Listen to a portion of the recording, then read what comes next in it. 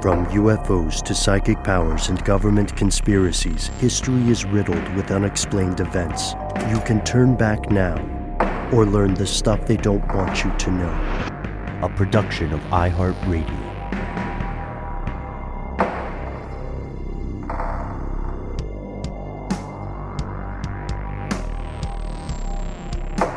Hello, welcome back to the show. My name is Matt. My name is Noel. They call me Ben. We're joined as always with our super producer, Alexis, codename Doc Holliday Jackson. Most importantly, you are here. That makes this the stuff they don't want you to know. It is the top of the week, which means it's time for some strange news. Fellow conspiracy realist, we are going to learn some disturbing things in Sierra Leone. We're going to learn some crazy stuff in South Korea. We're going to have a follow-up to the Norfolk Southern East Palestine episode.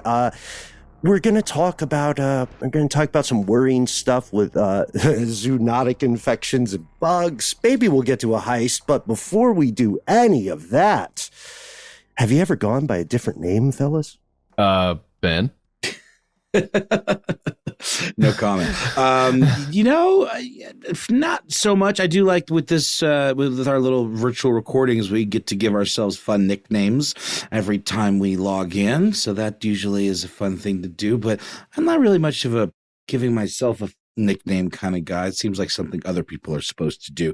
Not the same, however, as stealing someone's identity. That's very, very different. And also, when we think of identity theft, oftentimes we're so inundated these days with LifeLock and all of these ways of protecting yourself and, getting alerts when our passwords have appeared in leaked data breach kind of situations, and almost to the point where it's like, okay, it's just another thing. It's par for the course. And if you're doing your stuff right, 9 times out of 10, you've got 2-factor authentication on an account or whatever it might be. And you're probably going to, even if someone does steal your data or steal your credit card or whatever it might be, it's going to be mildly inconvenient at best, right? I mean, there's certainly escalated versions of that, but overall, sure.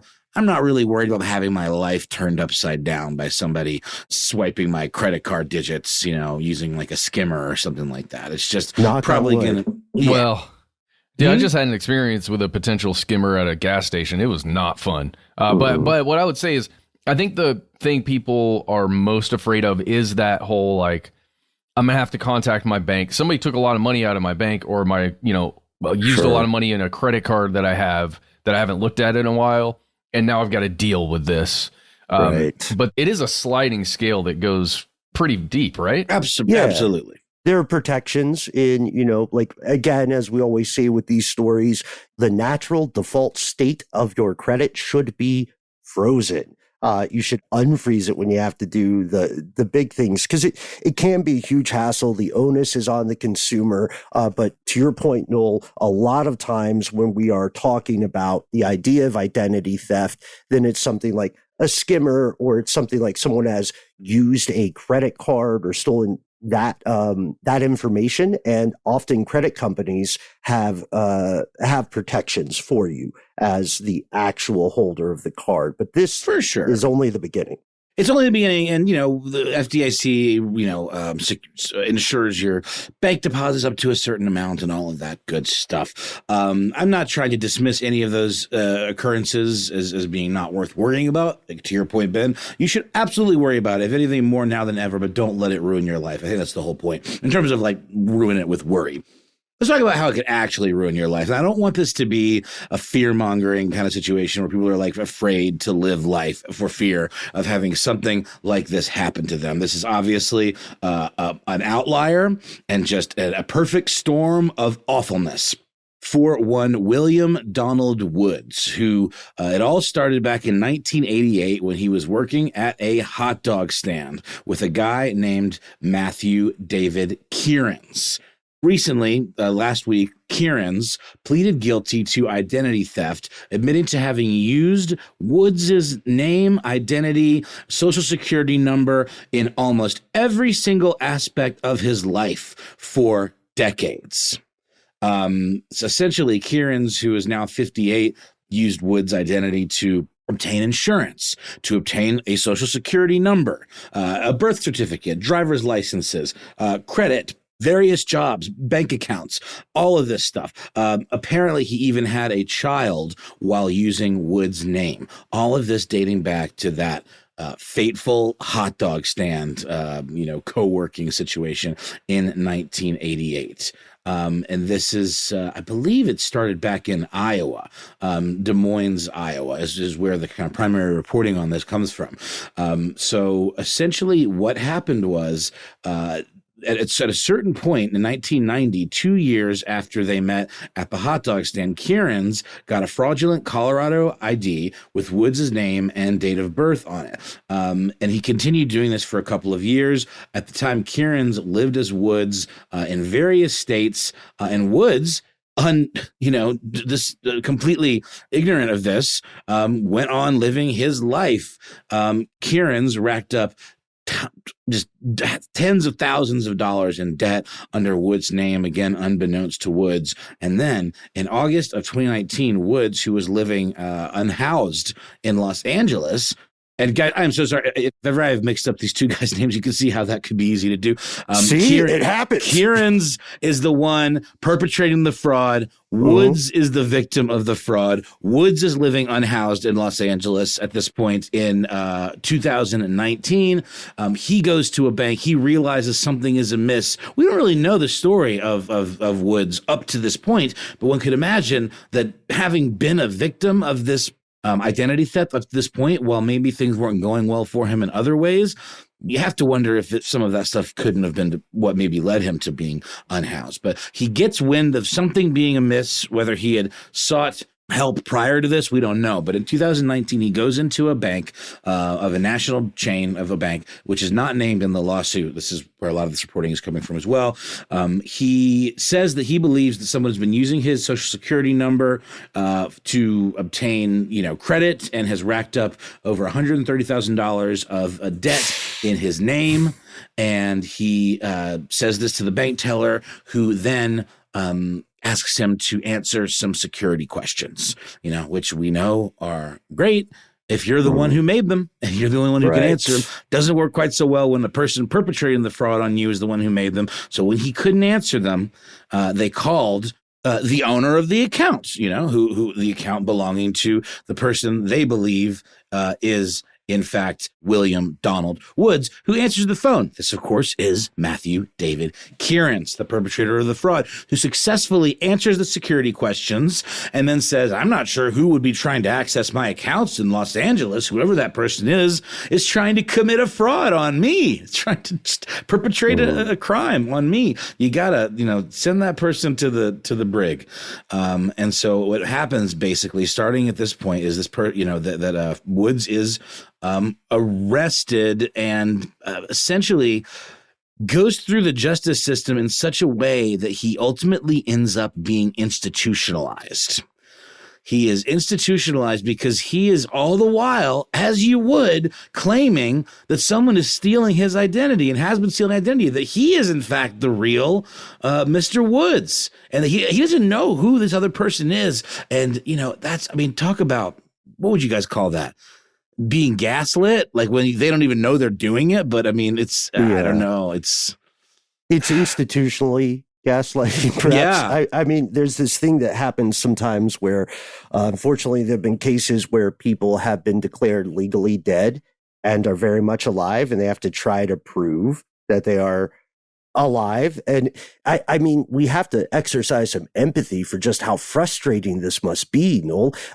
You're saying I can't answer these questions because I'm the me, but I didn't make the questions. How am I not myself? It reminds me of that thing in, I believe it was, I Heart Huckabees, where there's Jason Schwartzman's character that keeps repeating, how am I not myself? I would feel like I was losing my mind, not to mention things have been going poorly up to this point, it would seem. Matt, what do you think? Well, I think this is an impossible situation to go through. Imagine all of the legal and careful steps you would have to go through to prove your identity to someone. And if that, or in some institution, and that institution makes the decision, oh no, you're not actually the person that you say you are. Based on this criteria, this is our gold standard. You have failed the test. Therefore, you are not you, and you are persona non grata at this point. Well, yeah, but then imagine that they say, oh, well, actually, the thing that you are doing and saying, the person that you say you are, is actually a major crime, and we need to incarcerate you for that. Mm-hmm. And then you continue to say that. And did we get to the point where they put him in a mental health facility? Well, I said it led to that. He was incarcerated for a year, roughly more than a year, actually. And then through various occurrences, likely related to him refusing to just give up, he spent nearly 150 days in a psychiatric institution, and I believe was even medicated. You know, I mean, this is like that's psychotropic horrific. medication. Oh my God, dude. Can you imagine?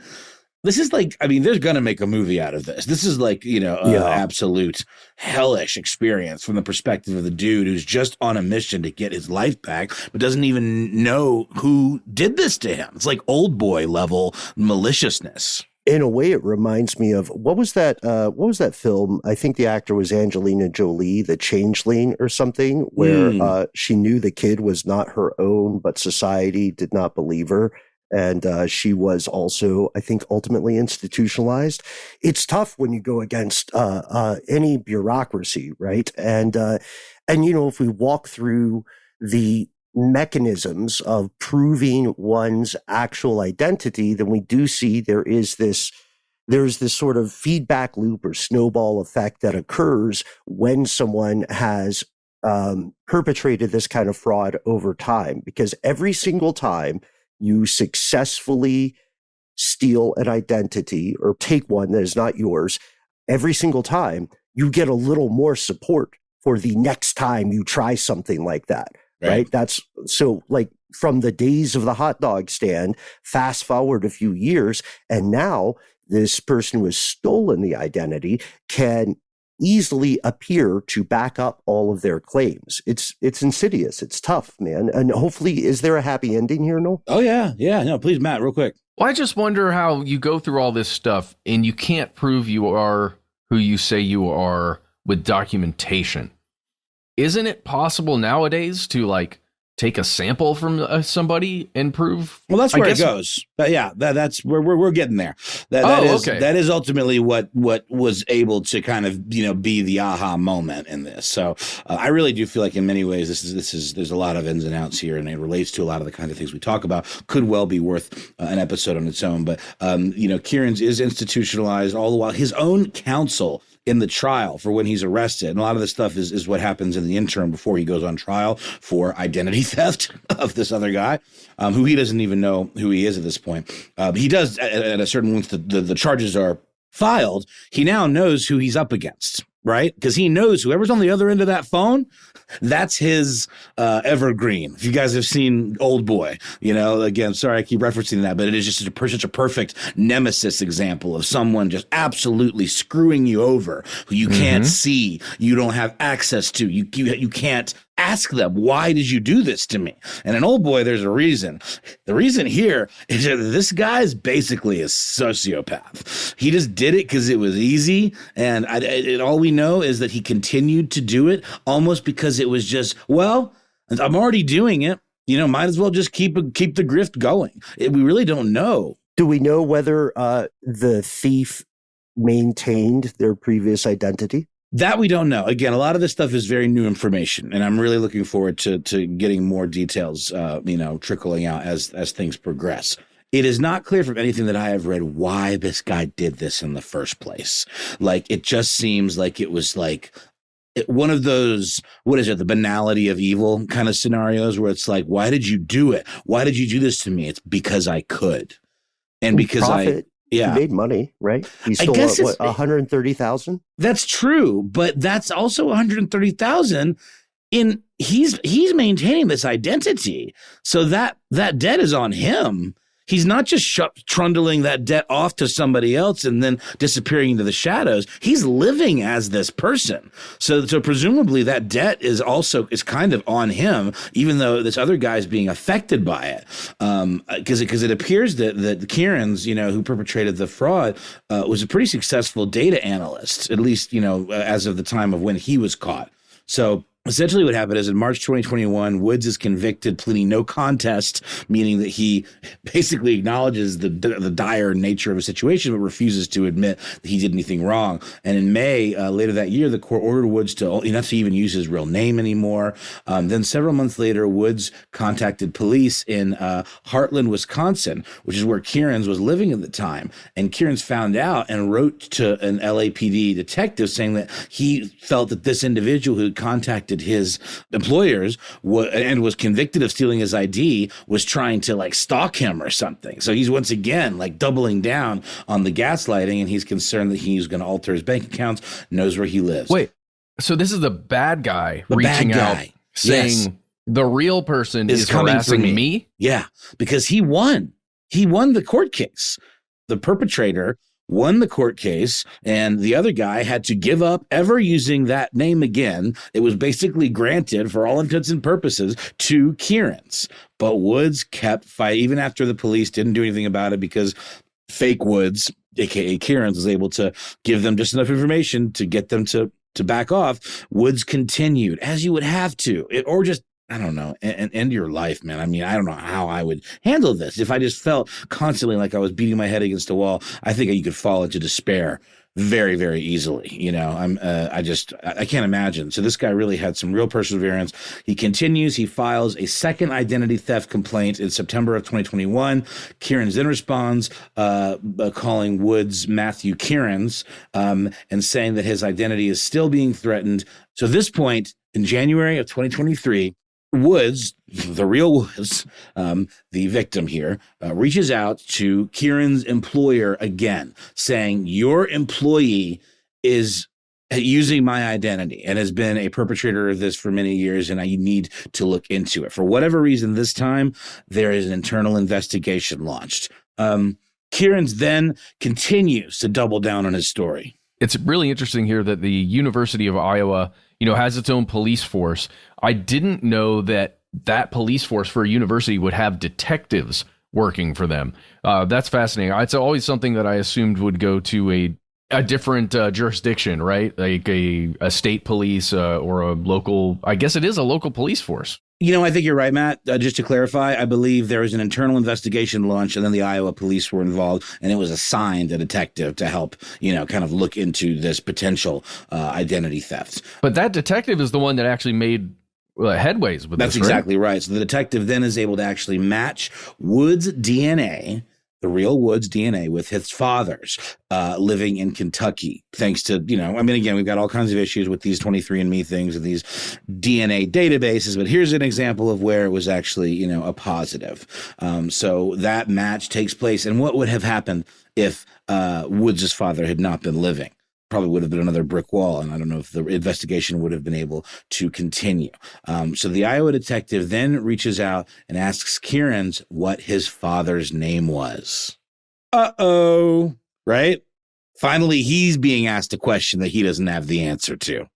At which point, the detective does the big reveal, showing him the DNA evidence, to which Kieran's responds, "My life is over." Yeah, after sending a dude to jail for over 400 and something days and then a psychiatric facility for another 100 something days. Yeah, your life is over, pal. He's got another quote just saying, "Everything is gone."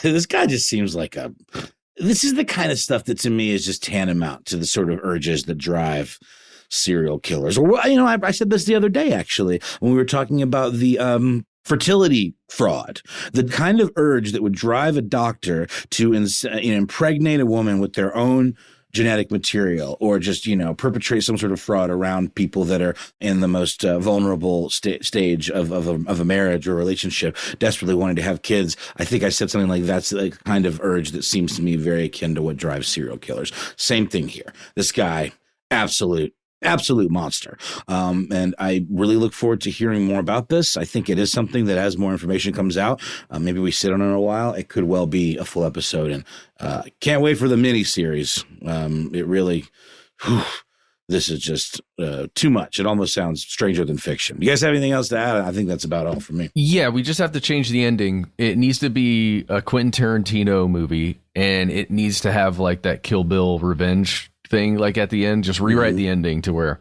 the real Woods gets a nice little revenge. Do we know the real identity of the detective? Never mind. Yeah, I don't know, man. DNA tests all around. DNA test. You get a DNA test. You get a DNA test. But that was what the thing I wanted to say. My whole point earlier talking about DNA. Yeah. If we can prove a serial killer is, this serial killer from the 1970s or 60s by taking a tiny sample from a cup, then if there's ever an identity issue like this in the future, this should be standard practice. Oh right? My God. Just take a DNA test, you're done, and now we can prove everybody is who they say they are. But Ben, do you have any thoughts? Editing, I guess. Do you have any thoughts on? Do you think he was treated that way because he was unhoused, and there were do you think there were just people who didn't take him seriously from the start because of socioeconomic things? Like, are these the kinds of options that are only going to be available to someone making a claim like this if they seem like they're part of society in a way that is acceptable to the person? I don't know. Like, what broke down? Why didn't that happen? What Matt is proposing.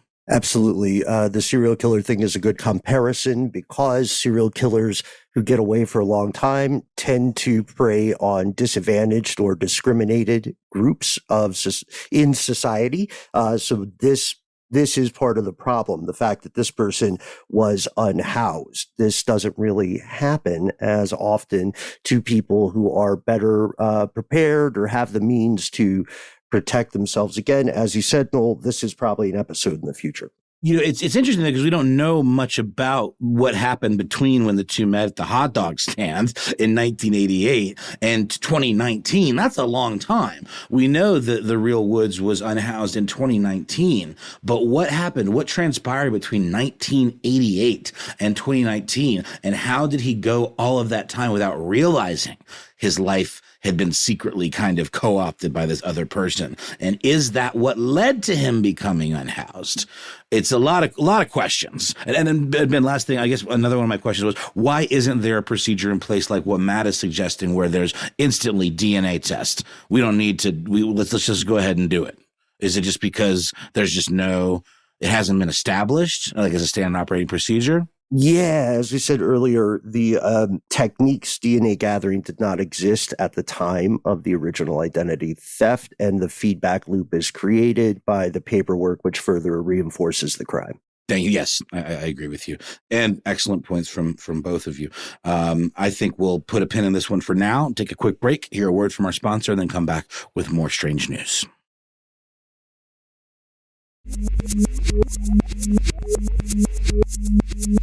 We have returned. Guys, if it's all right, there are a couple of short stories that I would like to share because I'm not sure how much news they're making out in the West. The first is a solid update, good news in the continuing story of East Palestine, which we covered in an episode in the past. Remember the train derailment? Absolutely. And you traveled out there, Ben. That's true, Matt. That's true. Norfolk Southern has agreed to pay $600 million in a class action lawsuit for the train derailment in Ohio. This comes to us by Josh Funk, writing for AP News just yesterday as we record. We're recording April 10th. At first, this sounds like good news, right? Like Norfolk Southern is a huge company. There was a lot of sound and fury about this when it occurred. And everyone sort of took as a given that there would not be serious consequences, I guess, because remember it sort of faded from the news for a while. We were one of the few groups outside of Ohio that was still talking about outside of Ohio and outside of a courtroom, I should say, right? We're not in court yet. Okay. Well, in the houses of everybody who was affected, I'm sure they were talking about it plenty, right? Yes, that is a great point, Matt. And what you need to know, folks, is that there was a freight train with almost 150, like 149 cars that derailed and just riddled the area with toxic chemicals, vinyl chloride in particular. There were mass evacuations of a relatively small town. And much later, still right now in 2024, people are suffering from respiratory problems, unexplained rashes, nosebleeds. And think about that, how scary it is to just have nosebleeds. And you go to a doctor and the doctor says, I can write you a prescription for Kleenex. I don't know if there's a difference between over-the-counter Kleenex. I want to know. Kleenex. I want to get. That's what the. I guarantee you, there's one. Has to. There's at least one. It's medicated. The money's too good. Yeah, the money's too numbs good. You out or something. It's like quintuple ply or something, right? Yeah. So this agreement is something that Norfolk Southern came to on its own, and if the court approves, what they're going to do, this is why it may not be all good news, is they're going to wipe out all the class action claims within a 20-mile radius of the derailment. And $600 million is a lot to us. It's not a ton to a train company, right? They already spent $1.1 billion in response to this derailment. They have sent like $104 million in direct aid to residents of this town.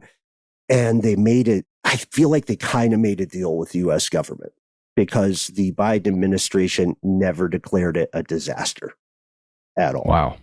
And it was. It very much was. I mean, that's hard to believe that it was never declared a disaster.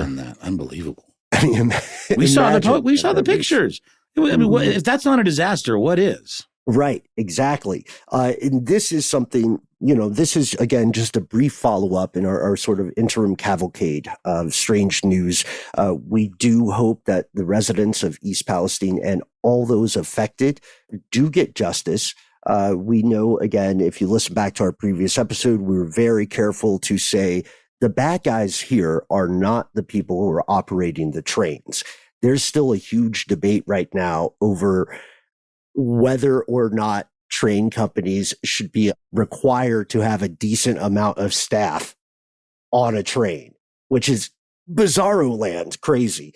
I don't really have a segue other than saying, we do keep an eye on stories, folks, and we do want to share the updates when they are substantive. And here's hoping this will lead to, greater justice. It just seems weird to basically pay your way out of class action lawsuits, and we'll see whether the courts approve. Is it just kind of like that's the implication there? Or I guess, anyone can pay themselves out of a lawsuit by just settling. And I guess I've always found that to be a little troubling because it allows people to not be held accountable, especially when there are large corporations whose actions affect not only the people who are part of a class action, but actions moving forward. And it doesn't really ever seem there are any substantive regulatory, what's the word I'm looking for? I guess, consequences outside of just them paying a bunch of money that they really have to burn. Lobbies and companies often have more money than victims, unfortunately, not just in the U.S., but in the world. There is another national emergency, not in the United States, but this story is so crazy. I just wanted to bring it to light because I'm not sure how much attention it's getting in the West. Did you guys hear about the drug crisis in Sierra Leone? No? I have not. All right. Well, apparently there is a huge national panic because people with drug addiction issues have resorted to becoming resurrection men. They are digging up graves to, quote, get high on drugs made from human bones. Whoa. Yeah. This reminds me of some of that crazy, there were some really gnarly drugs in Russia, like crocodile and jankum and things like that were made from human excrement or something like that. How does one make drugs out of human bones? It's a good question. So this goes to, let's start with the context. A little while back, earlier this year, Tommy Trenchard, a journalist for NPR, wrote a good piece, a primer about the drug that was taking over Sierra Leone, which is called Kush with a K. It's a synthetic cannabinoid. It also can contain acetone, tramadol, formalin, and even fentanyl. A couple of nasty substances, all mixed together. And it was a hit because it was very accessible and it was very cheap in comparison to other things. And I think when we name some of those drugs, that sounds like a wallop, right? Like, why would you take all of that at once? Yeah. Just want to not feel anything. Well, I imagine if you took it one time, I'm assuming there's a very specific series of effects that all of those in a concoction would give you, and it would be something you probably chase. Overall, it appears to be a depressant. This is something, folks, if you live on the West Coast, write in, because we'd love to hear firsthand experiences. You can sometimes see the lean that people have in San Francisco and places like that when they are under the influence of very, very powerful drugs. I thought you were, at first thing, I thought you were talking about lean. As in the, like, sorry, but then I imagine lean is also a problem. I'm talking about a physical slump. But lean itself, I think the name probably derives from that very thing that you're talking about, because it does make you like have these nods, anything that's got opioid content. And I believe which is what lean is, like a mixture of, I believe, Sprite and like codeine or something along those lines. So you will promethazine, maybe get that lean you're talking about for sure. Yeah. And so we know that Kush has this depressive effect. It's similar to how sometimes people resort to opioids or heroin, right, to feel a little bit of relief, to feel that float. Kush, however, can have really bad effects on your immune system. You'll get sores. People say their feet will swell, their lower legs will swell. They often get a pounding sensation in their head, pain in their necks and joints. And that's not even getting into the liver, kidney, and respiratory consequences of this. It's tough, right? And a lot of people in Sierra Leone already struggle with poverty, with corruption, all this other stuff. Here is where we get to the very strange, I mean, still heartbreaking, but even weirder, more ghoulish story. If we go to NDTV World, we'll see an article by Bhavya Sukeja just from yesterday, April 11th. This psychoactive depressant, also according to the streets, contains parts from human bones. And by this point, it's been around for about 6 years. The drug itself can give you a high that lasts several hours, and they're cutting the drug with human bones. So drug dealers who are running out of the actual Kush supply are putting this into their product. And the thing is, maybe the most heartbreaking thing, this doesn't actually do anything. The human bone ingredient is essentially a placebo. It's a filler. Yeah. Where are they getting all this from? Are they robbing crematoriums? Like, you said they're like digging this up, or why? But why this versus baby laxative? It doesn't seem very tenable or functional. Well, you can get the bones for free. Yes, that's true. Instead of buying the baby laxative. Oh, geez. That's once again the banality of evil. It's just it's that dirt simple, isn't it? Yeah, I would say it's grave dirt simple. It's again the profit motive involved. And looking into this, oftentimes we know that in the West, stories about countries in the African continent, they have a weird perspective. Sometimes they can feel like fear mongering or condescending. But we looked into this, and it is real. There are very few opportunities or institutions for drug rehab services in this part of the world. And according to the few we could find, like the National Psychiatric Teaching Hospital, there in Freetown, they are inundated with Kush users. Like there is money to be made for the drug dealers, and we don't know how far this goes. I mean, what are you going to do? Set up security guards for every graveyard? What's the answer? Could be a job creator if you wanted to be. If you had the money. Silver lining. Yeah. So we don't want to leave you like that.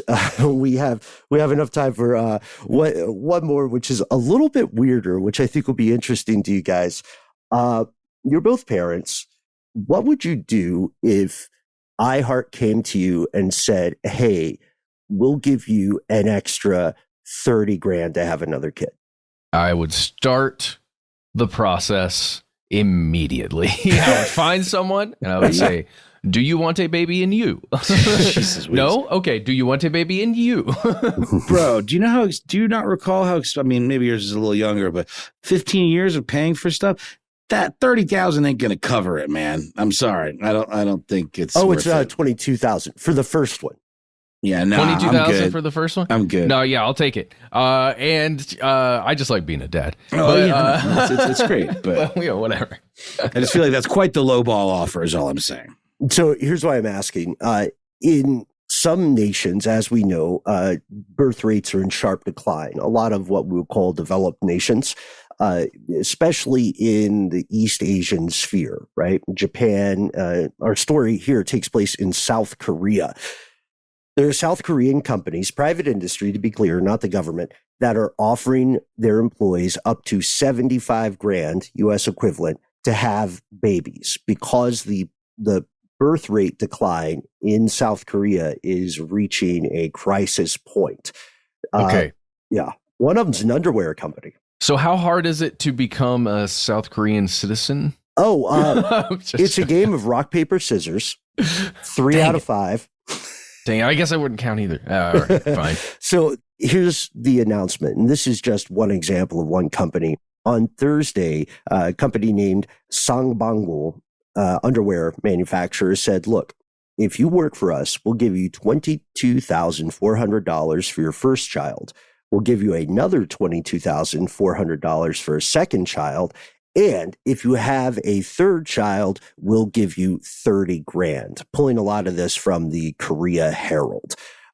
So all told, that's nothing to sneeze at. That's a pretty hefty amount of money. But to your point, Noel, children can be expensive, right? Anywhere in the world. I guess I just don't understand. Okay, so it's about raising the population. Don't we typically want to lower the population?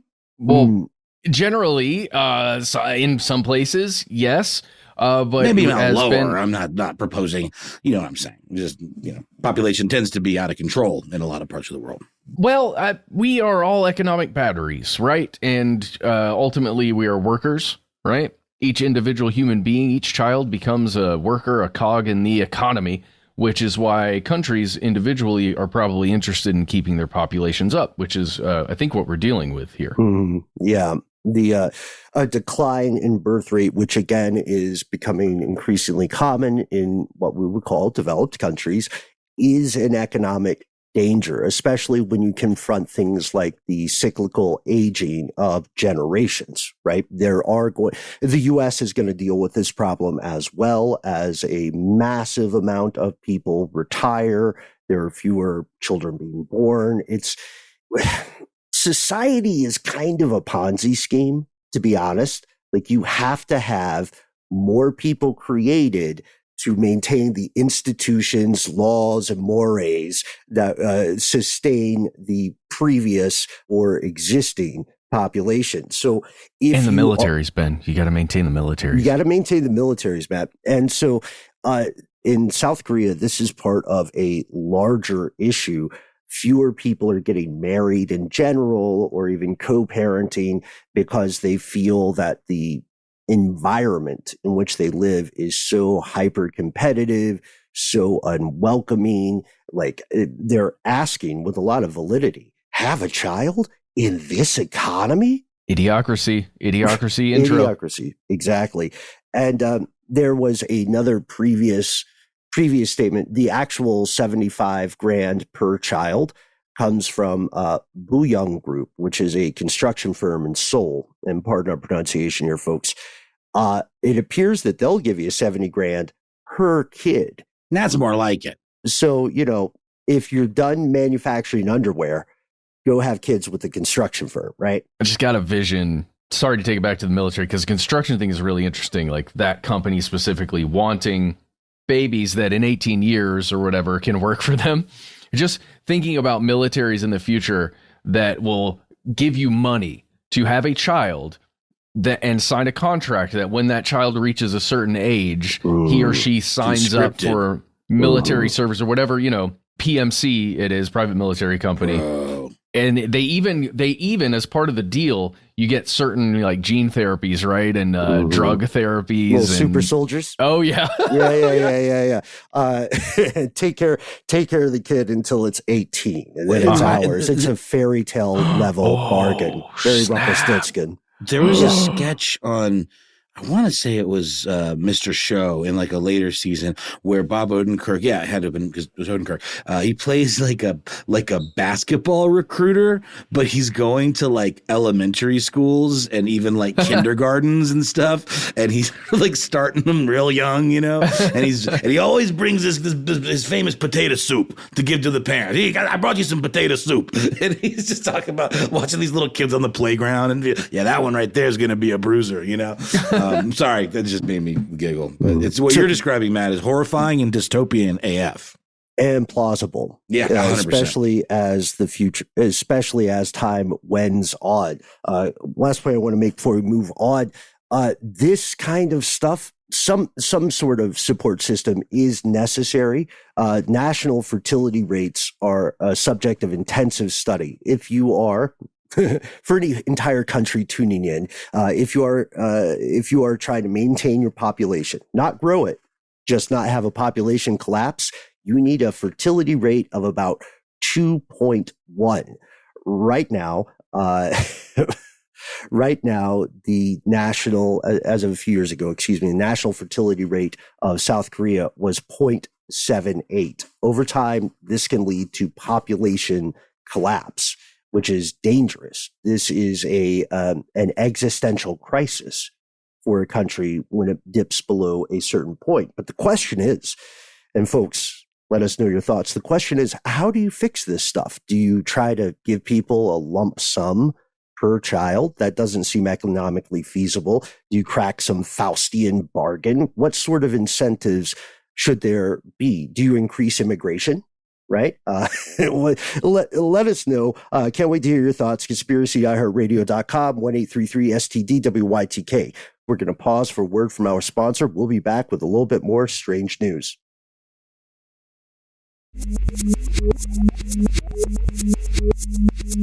And we are back. Guys, you in for a little heist? I'm always in for a heist. All right. We are headed to San Fernando Valley in California, and we're going to the Garda World. You're going to take the 5? You're going to take the 5 to the 405? Oh, shoot. I don't know. What would I take? I would take 405. I'm bad at that. I think. Let's see. Yeah, I would definitely. No, I would get on the 5, I think, probably, and then head straight up to Silmar. Mm-hmm. To the Garda World. You're like, it doesn't count. You're looking at a map. Galva, what are you doing? I'd definitely get off on San Fernando Road, my brother, and take a ride on Roxford Street, because that's where this Garda World cash vault facility is that we're headed to. This is one of, if not the largest cash heist ever in Los Angeles, guys. As much as $30 million were stolen on Easter Sunday. Now, when I tell you guys that a hole was punched in this giant concrete stone, if you will, facility, and $30 million of cash was emerged from that hole in the wall on Easter Sunday, that's feeling a little religious, don't you think? A little biblical, a little like, nice. On the third day, this cash emerged. Okay, I'm getting a little weird with it, but no, I like it. It's 30 million. There's a 3 in there too. Whatever, numerology. Let's do it. Okay, so this was Sunday, March 31st, 2024. This is an overnight heist, and it occurred on that Sunday night, and then it wasn't discovered until the next Monday morning when workers at the facility entered in their facility and opened the vault and found that it was empty. Now, here's why it's crazy, guys. This is Garda World. This is a huge company that handles, $30 million there alone should let you know that they handle a ton of money, but that was just one vault. where the cash was taken from. This is a huge facility that holds all kinds of valuables in cash, and somebody got in there without tripping an alarm that alerted anyone. Like, think about that. Oh, that shouldn't be. They must have lowered themselves down from the ceiling and had those sweet, little smoke things that show where all the laser tripwires are. I don't. How do you do this outside of Mission Impossible? Do we know the step-by-steps, Matt, or do we know don't know the investigators? steps. We don't know the step-by-steps. We know, we believe, at least according to some people, it's that whole like a person was quoted that was familiar with the investigation but was unable to say anything publicly, so you can't name who they are. But allegedly, according to the information we have, this facility was entered from the ceiling, from the roof. And they did kind of maybe what you're talking about, Noel, lowered down into the vault. And then there was another hole that was discovered by a local chopper that was going around for news and looking at it. There's a hole on the side of the facility that it is currently unknown if it had anything to do with the heist. Did you see what sorry, I don't want to be tough on the people here unfairly, but did you see that kind of slapdash job of fixing the hole on the ground? Yeah. It put some plyboard on that sucker and then like shoved it in with some 2x4s. It looks like my drunk uncle just said, well, I'm not paying somebody to fix this hole. Well, it's an active investigation with the FBI involved and the LAPD, so I'm assuming they're not really worried about anybody coming back into the vault. Like all of my drunk uncle's yard work. The FBI, the LAPD is there.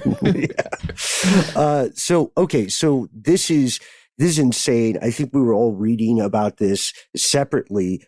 First off, check out our earlier Brain Stuff episode on why you should never rob a bank. You will not get as much money as you think. Unless you get $30 million. This is Hollywood, and it's not a bank. This is Hollywood level heisting. Part of why, Matt, I would imagine, I was talking with some folks about this, I would imagine that part of the reason there is not more detail yet is because everybody who works for this institution is getting looked into pretty diligently. Oh my gosh. The first comment I wrote in my notes here was, it's a terrible time to be an employee of the Garda World 100%. Cash Vault in Sylmar, California. Yeah. Imagine the scrutiny, turning people's lives upside down, probably. Oh yeah. There are so few individuals that would have known exactly how much money or even remotely how much money was in that vault at that time, because this Garda World facility, they offer cash vault services, which generally means you can go to their website, by the way, cash.garda.com to read all about their services. Get it? And this is money that flows in and out of this facility, right? This is for companies often that have to keep cash on hand to operate, banks that have to have a bunch of money on hand to operate, all kinds of organizations that will have, let's say a couple, maybe $100,000 at your local bank's branch. So this facility has a bunch of cash at times, but not all the time. Right. And somebody knew when it was going to be in that vault overnight. And they knew the staffing cycles too. Right? Yeah, they knew staffing cycles and they knew how to get in through the roof. Is somebody had access to LiDAR, I guess? If it wasn't an inside job, somebody like saw through the facility or got a hold of a blueprint, Hollywood style, and made this thing happen. To do it. Yeah. You just don't look, with a facility like this, you don't improvise. You don't just break in. These guys were not, and it was more than one person. They were not just driving by and said, hey man, when's the last time we did something fun and spontaneous? It'll be a good group activity. Can I be the bag man? Oh, yeah. Everyone is saying that it was some kind of sophisticated crew. Ocean's 11 style, if you will. There were probably individual intros for each of the characters. You know what I mean? Yeah. There's a montage. There were several twists. Also, if you're a fan of sketch comedy, this reminds me a group called Chris and Jack. I say a group. It's these two guys, Chris and Jack. Doing amazing sketch comedy. I think they're going to blow up pretty soon.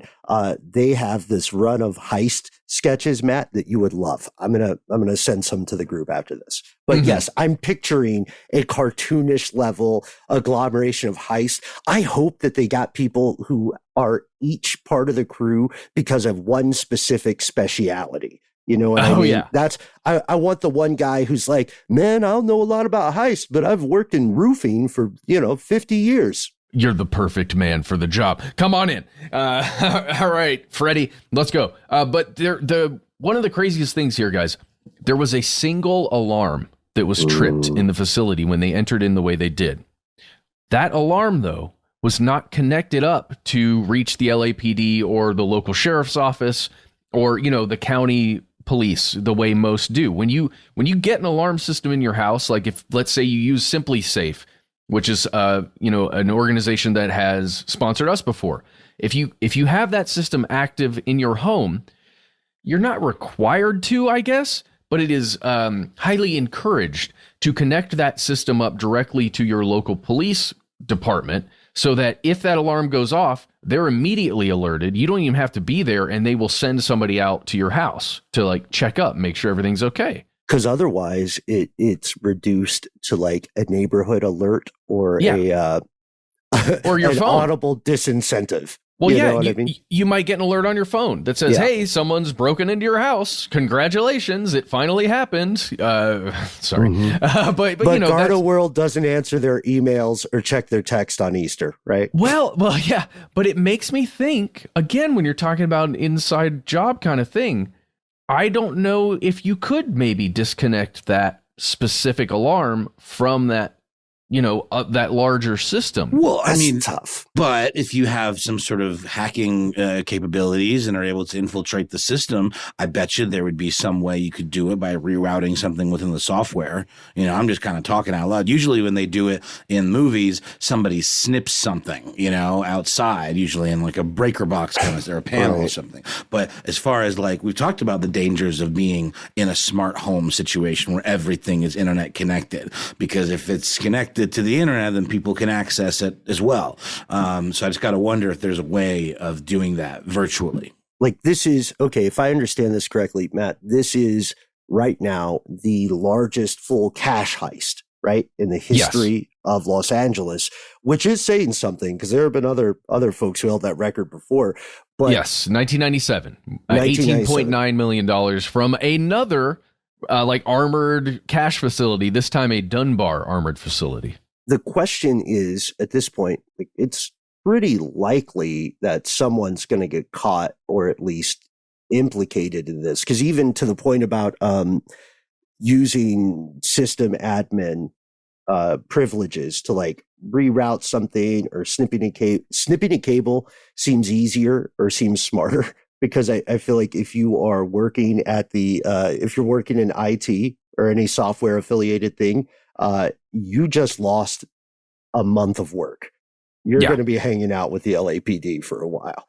Yeah. It's a messy situation there. So our hearts go out to all of the Garda World cash employees there in Silmar. Mm-hmm. All the ones who were not involved in the cash heist. But there's a whole other thing in here I wanted to talk about, but we don't have to. It was something that I think we mentioned at least to ourselves. I don't think we ever put it on mic, but there was a heist of a truck. No, we did talk about it. The heist of a truck that was carrying a bunch of jewels. Do you remember we talked about this? From the gem show? Wasn't it from a gem show? Yeah, exactly. Yeah. And they were knocked it over stop? While the guys were going in to take a leak at a truck stop, which did kind of make it feel like a crime of opportunity as opposed to this one that you're talking about today. But you guys, when is the last time we did something spontaneous and fun? Hey. That's my favorite. I want a heartwarming heist thing here. Also, there were no injuries. Or none that we know of. There were no fatalities. But that one occurred a while back, you guys. I think 2022, and that case is still open. Nobody's been charged. Nothing has been found. It's just like, oh, well, I guess that $100 million worth of jewels is gone now. Mm-hmm. But in this case, there's still, it's only been, 10 or 11 days since this heist, as the day we're recording on Wednesday, April 10th. Right. So who knows? But I guess weirdly, nice work, guys, because you pulled it off so far. That there were no known injuries or fatalities. Yeah, exactly. Nobody got hurt. Right. And then the insurance companies get involved, I guess. Which is weird because there's a story we didn't get to. I had learned recently that there is a growing trend of private insurance companies using drones to keep an eye on like property values and assessments and stuff. So maybe the insurance companies will be left holding the bag on this one, right? Yeah. They have to pay the piper here. Yeah. Well, have you guys noticed the Aflac drones? Have you seen the Aflac drones yet? No. The ones that follow your car as they like fly above your car as you're driving on the highway? Like the duck? Yes. Yeah. The insurance companies will follow your car to ensure that you are driving safely and maintaining correct speed and all this stuff. Is that like, they don't do you do pay it extra for that? Like, I'm just, guys, hey, everyone listening, I'm just kidding. That is not Jesus, true. I really believed you, Now, if you don't You are look such a closely jerk. enough, if you don't look closely enough, you can mistake them for birds because those Affleck drones do have feathers on They them. look like just ducks. flapping They its look little a wings. lot Yeah. like ducks. And look, we're not ornithologists, but some stuff is just true. I'm quite the contrary. I am whatever the opposite of an ornithologist is. That's what I am. We got to get in front of the email here. Yes, there have been experiments that are true where people are taking dead bird bodies and using them as drones. They're putting Jesus. drone technology. Who are these That is true. Oh, birds and their, realness. It's been an age-old thing. Give me a bird anytime over a the synesthesia pokes out, man. Anytime over a truckload of jewels.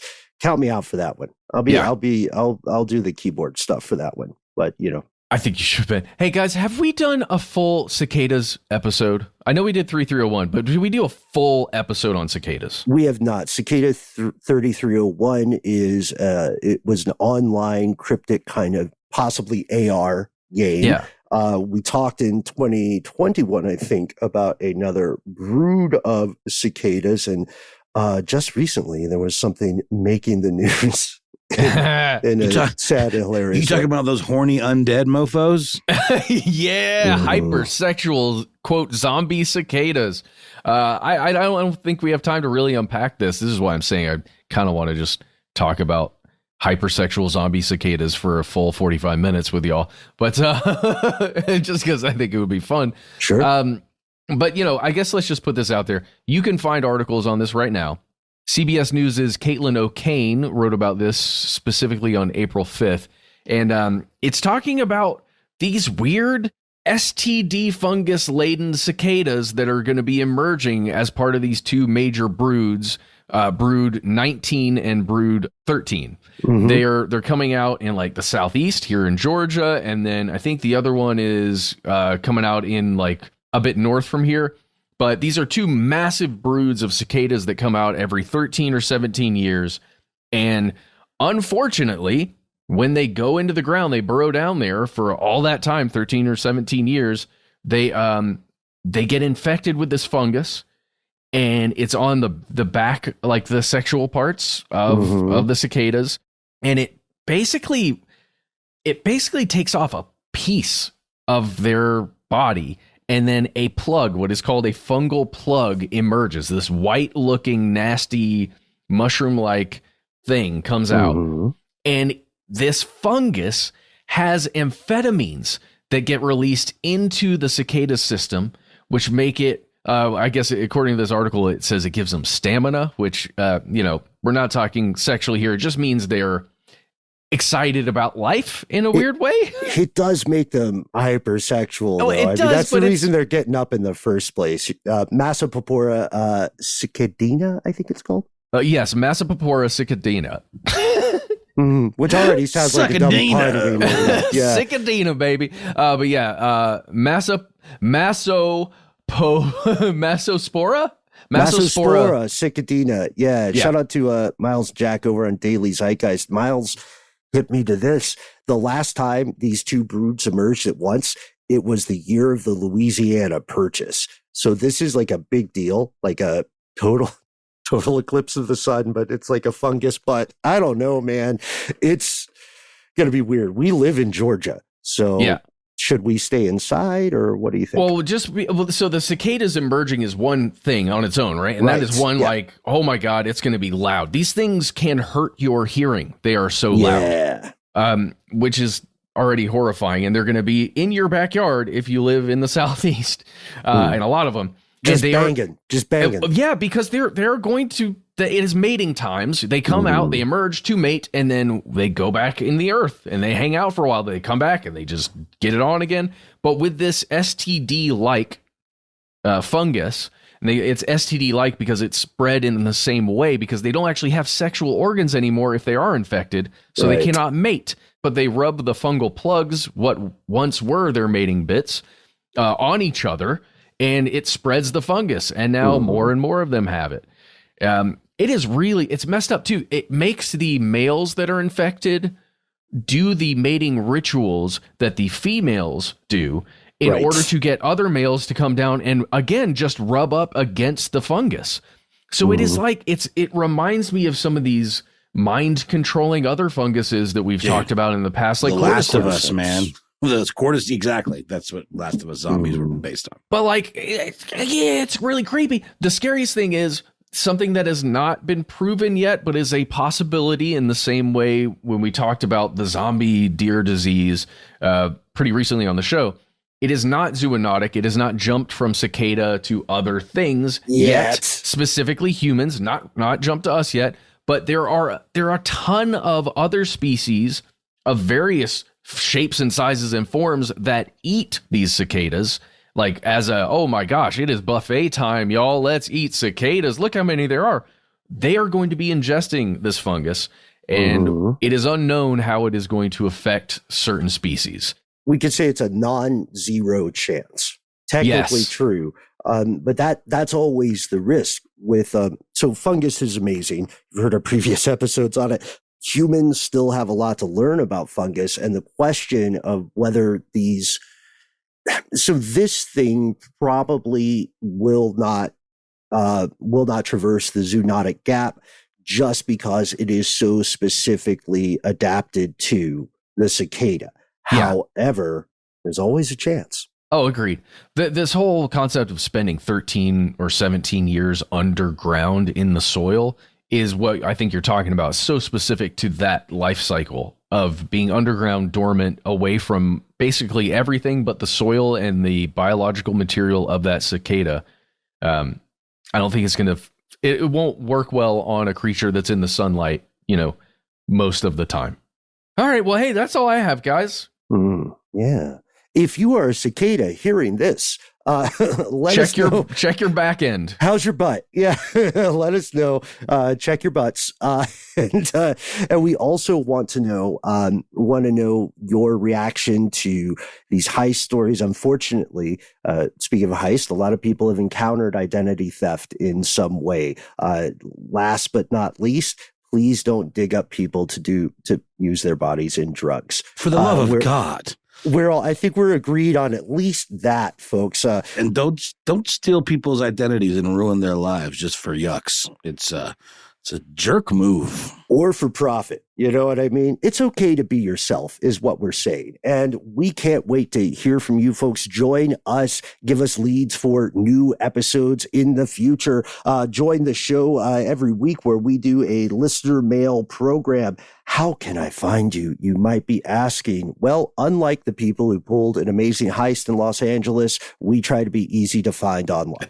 That's right. You can find us in the handle Conspiracy Stuff, where we exist on YouTube, where our video content exists, rolling out every single week. Where's George Washington going this week? Find out soon. We got another one coming that might be, I think, one of my favorites.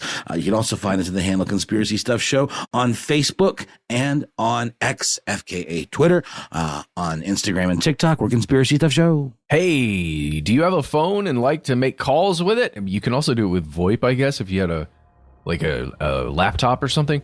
Call 1-833-STDWYTK. This is our voicemail system. You will hear Ben's voice and some music that might be familiar. Then you get 3 minutes, say whatever you'd like. When you're done with those 3 minutes, it hangs up. You can call back if you want. We do prefer that you leave one message at a time, if that's okay. If you've got more to say that can fit in there, why not instead send us a good old-fashioned email? We are conspiracy@iHeartRadio.com.